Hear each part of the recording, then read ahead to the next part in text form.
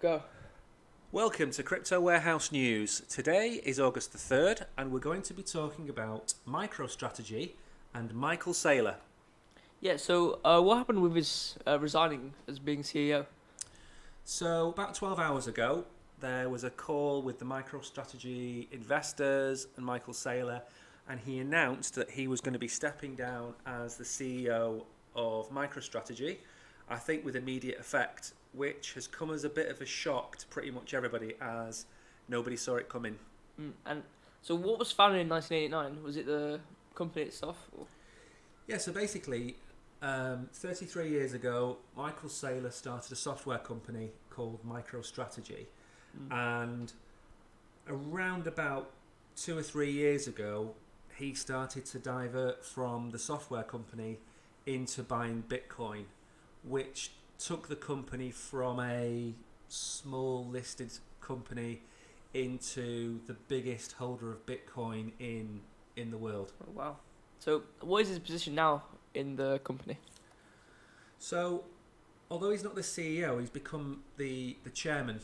And the reason I think they've done this is because for a long time I've thought that MicroStrategy is trying to do two different things.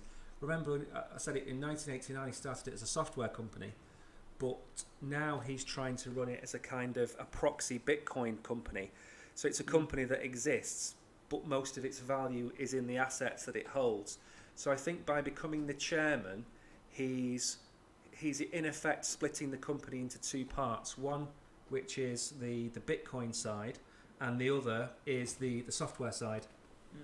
And so who's the CEO of it now? The chap is called Fong Li.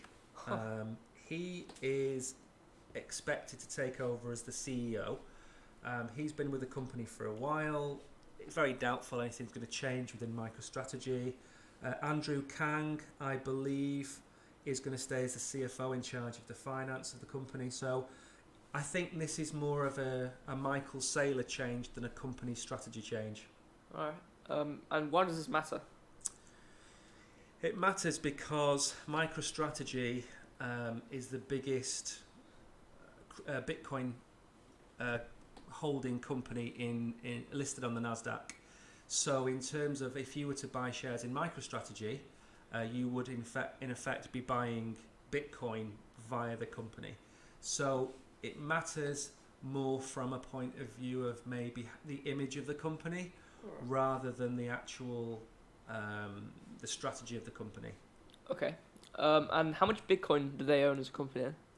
I believe at last count they hold about 130,000 Bitcoin. Wow. Which is, I mean, it's what is it, $4 billion worth of Bitcoin that they hold. Yeah. So I mean, it's a sizable amount of cash.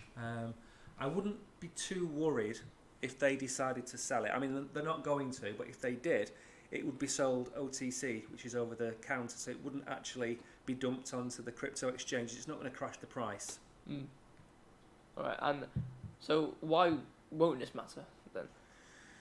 I think it won't matter because this is going to give Michael Saylor more time to actually spend on promoting Bitcoin and promoting MicroStrategy's role within Bitcoin. I think he's been pulled in too many directions to actually focus on what he wants to focus, which is making Bitcoin the biggest store of value in the world. All right. And what was Twitter's response to this situation? I think it's been fairly positive. I think it's a shock, but I think it's more of a shock for investors rather than for Twitter. I mean, crypto Twitter is fairly, it's seen a lot of ups and downs in the bear market and bull market. So when something like this happens, he's not announced he's leaving the company. That would have been a huge hammer blow. He's just announced that he's basically going to be spending more time on Bitcoin. All right. Well, thank you for that. You're welcome.